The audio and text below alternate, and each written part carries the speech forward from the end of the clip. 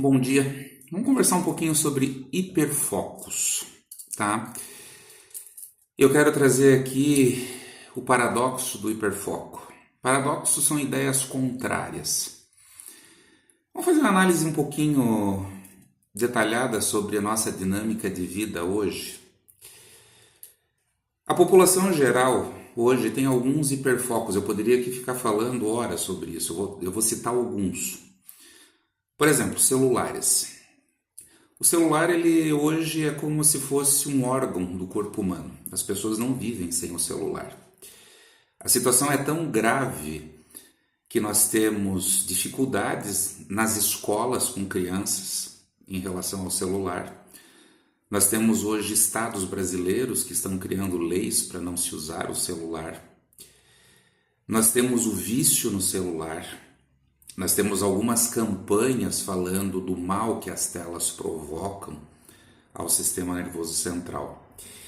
E essa relação com o celular, ela acontece com crianças muito pequenas, com crianças, com adolescentes e com adultos. Qual é o paradoxo? O grande foco são as crianças. Nós temos um hiperfoco em redes sociais, ao ponto das pessoas guiarem as suas vidas e determinarem destinos e objetivos a partir daquilo que elas observam e que elas comparam nas redes sociais. E essas redes sociais, elas são imbuídas de um masking bastante carregado. Nós temos hiperfoco no trabalho.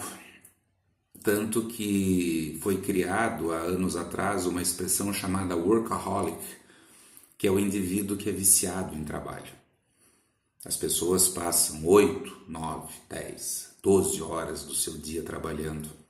As pessoas vão para casa e continuam trabalhando. As pessoas têm mais de um emprego. E isso tudo muito bem definido como um projeto de vida, como uma questão de ascensão e muitas vezes como uma questão de sobrevivência. As pessoas têm um hiperfoco em dinheiro. A vida é pautada por conquistas. E muitas vezes, quando você para e se questiona, será que eu preciso disso? A resposta muitas vezes é não. Mas a minha ansiedade por ter e por conquistar me faz ficar extremamente focado na questão do dinheiro. As pessoas são focadas em conhecimento técnico, justamente para poderem trabalhar mais, para poderem desempenhar mais, para poderem ser vistas de uma forma diferente dentro das suas empresas, dentro da sua prestação de serviço.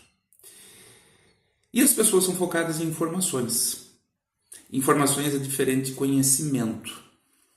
Então as pessoas adoram coletar informações e muitas vezes essas informações são coletadas de forma aleatória, principalmente nas redes sociais, e isso traz um desdobramento. As pessoas são hiperfocadas em construir definições a respeito dessas informações coletadas.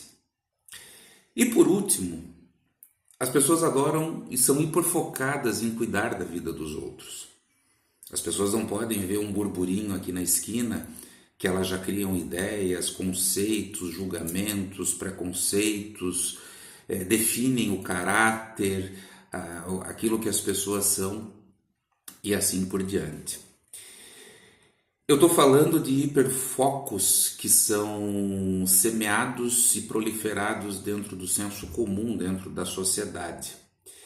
Eu estou falando de hiperfocos que são considerados socialmente aceitos. E mais grave do que socialmente aceitos, eles são estimulados, porque eles trazem ganhos e uma conveniência muito grande, tanto para o indivíduo quanto para a sociedade. Agora, o que acontece somente com esses hiperfocos que eu mencionei? Nós acabamos construindo um processo de desequilíbrio, de desarmonia e de doença mental em muitas pessoas. Nós temos processos de estresse, Nós temos processos de ansiedade, porque nós queremos ter aquele corpo que é mostrado na rede social, nós queremos ter aquele carro que é mostrado na rede social, nós queremos ter aquele padrão de vida. O trabalho em excesso sobrecarrega o nosso corpo físico, que não tem a condição de se dedicar tantas horas, tantos dias e tantos anos para essa situação. Mesmo assim, nós estamos falando de uma condição que é socialmente aceita. E fica tudo muito quietinho. Aonde está o paradoxo? De um outro lado, nós temos uma população de pessoas que estão na condição autista que também apresentam hiperfocos. E sim, nós vamos encontrar algumas pessoas na condição autista que vão ter hiperfocos no celular, em games, em dinossauros. Na Segunda Guerra Mundial, o que acontece é que o hiperfoco na condição autista, ele nem sempre traz um benefício coletivo e social. Ele muitas vezes, por ser estranho, ele é percebido como algo que incomoda, que gera desconforto, porque ele é esquisito, tá? E ele passa a sofrer uma opressão no sentido de que aquilo não está fazendo bem para a pessoa na condição autista. Quando, na verdade, aquilo não está fazendo bem aos olhos de quem tem hiperfocos diferenciados e hiperfocos aceitos socialmente. E aí o hiperfoco passa a ser considerado um sintoma e ele precisa ser, por algumas pessoas, definido como uma situação que precisa ser minimizada e eliminada. Não que isso, em determinadas situações, não precisa ser lapidado e trabalhado.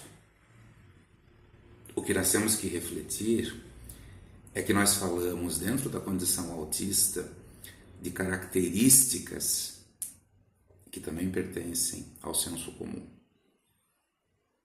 O que define a condição autista é que a condição autista, pelo espectro, ela engloba um conjunto muito grande de características, tá? E que são características que se afastam daquilo que o senso comum prega como socialmente aceito. O hiperfoco na condição autista, ele tem uma função de autorregulação. Ele tem uma dinâmica natural de um cérebro que busca uma estabilidade, ou que busca um detalhamento sobre um determinado tema, ou que busca a exploração meticulosa sobre alguma coisa, porque esse cérebro necessita disso. Pode ser que aconteça a mesma coisa dentro dos outros hiperfocos que eu falei para vocês, pode ser que sim, uma questão a ser pesquisada. O que nós precisamos refletir é que nós vivemos uma sociedade absolutamente diferente, com uma concreta equidade entre várias coisas. E nós precisamos cuidar muito daquilo que nós julgamos. Eu não sei qual é a sua opinião sobre isso, eu gostaria muito de saber a sua opinião sobre isso. Vamos conversar? Aguardo seu comentário. Um abraço.